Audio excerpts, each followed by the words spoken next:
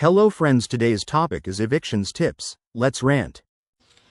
Alright y'all, so I'm back with another video. Today we're going to be talking about evictions. So a lot of people have a lot of questions about being evicted.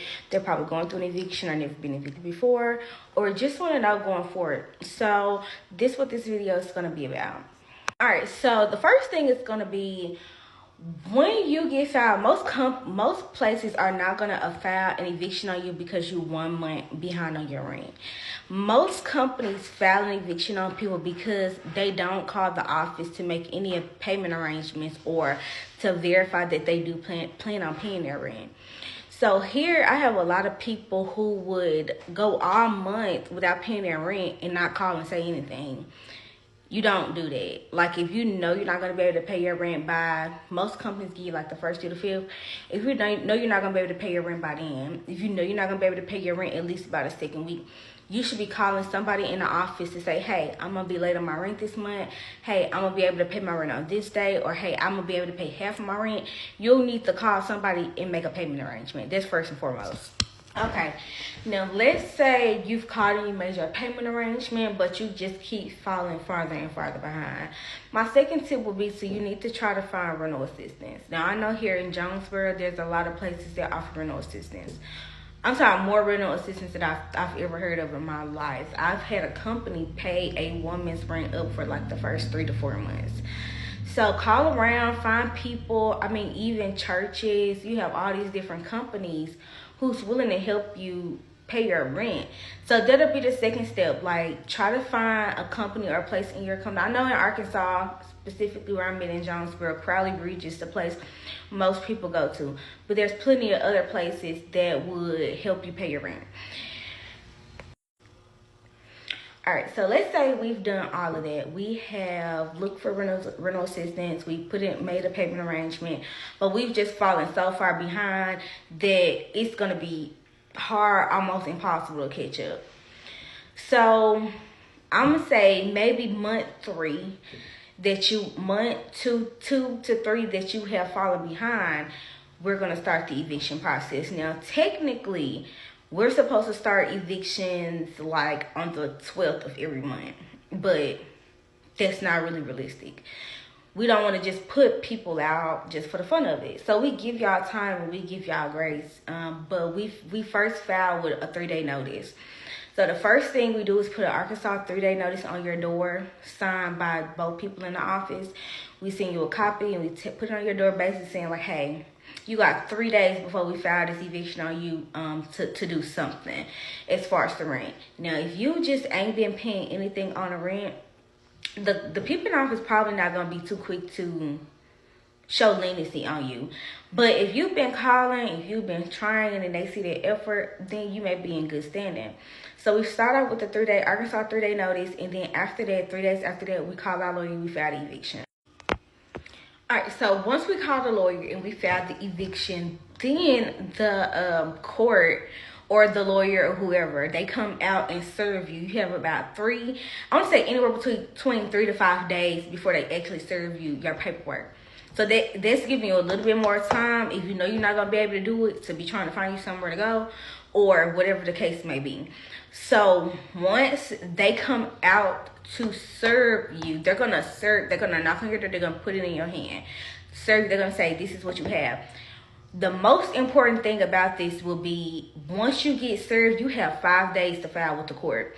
Meaning you have 5 days to make a decision. You're going to go to the court or the county clerk's office and you're going to say, hey, I don't agree, or I do agree. If you agree, they're going to give you about a week to move all your stuff out before they come do a writ of possession. A writ of possession is basically like, come put you out. We're going to change the locks.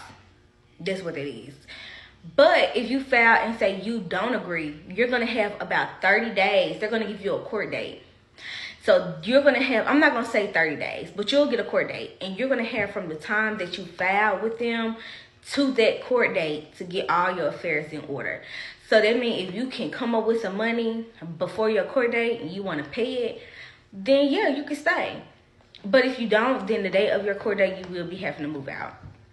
I've had instances where people know that they're about to get evicted, but they don't make plans. They don't have anything situated. I don't know. Like, once you've been served an eviction, we cannot go back and say, let's take it off unless you pay us. That's just how it works. Okay, and then also, once the eviction is filed and you go through with it, if you go to court and they say, well, they're on our side, they're gonna say, well, yeah, we're gonna go ahead and go through with the eviction. That eviction is gonna go on your credit. That eviction is gonna go on your background. And so I always tell people, I think, you can getting filed an eviction and breaking your lease is not the same thing. Breaking your lease is more like, okay, I was on the verge of getting evicted, but I moved out before they ever filed an eviction on me, so now I just owe them some money. That's something that you can get off. You can always pay off that debt and get that off your credit, but it's going to be way harder to get an eviction off your background screening if you allow them to go through with go through with the eviction. So I think the most important thing is, once you know that you're on the verge of filing an eviction and you just feel like you're not going to be able to catch up, don't wait till they file an eviction on you to try to get it together. I mean, I would rather you break your lease than them file an eviction on you. I've had people that stay here for months, and they let the money build up. It's just not smart for you to do that. You know at what point you can and can't afford the rent. Like, you know at one point it's going to be way hard for you to catch up on it or not. So the best thing to do is have your affairs in order.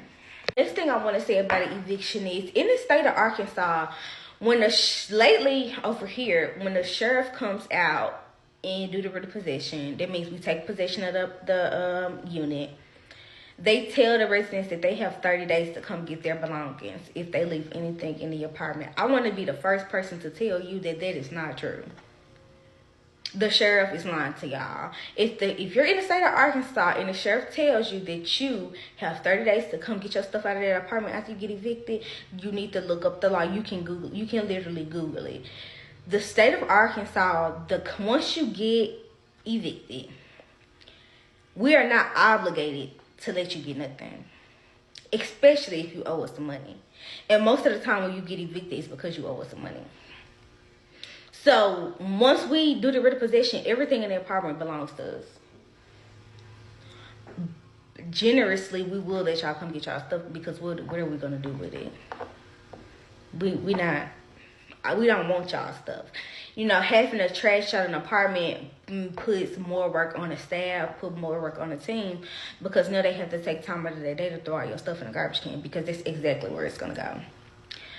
So don't think that you have 30 days. You should get with the property manager of that company and say, hey, can I schedule a time to come back and get my stuff? And at the kindness of their heart, I'm pretty sure they're going to let you come back and get your things, because we don't want it. But just keep that in mind. Also, be courteous of how you treat the staff. If you know you're getting evicted and you don't have none of your affairs in order, and you have to leave your stuff in this apartment and come back and get it at a later time, don't get in the office talking crazy to the staff, because we're just going to throw your shit away. Okay, so I think that's going to conclude my whole eviction video. If y'all got any specific questions, y'all can always ask. But the main thing is to just keep in mind that you do not have 30 days to get your shit out of that apartment. Once you get filed an eviction on, once they file an eviction on you, you need to be getting your affairs in order right then and there. Like, you should already have a plan of what you're going to do when that day comes and it's time for you to move out. Pretty good tips. But the plan is not to get evicted at all. What do you think about this video? Thank you for watching. Until next time.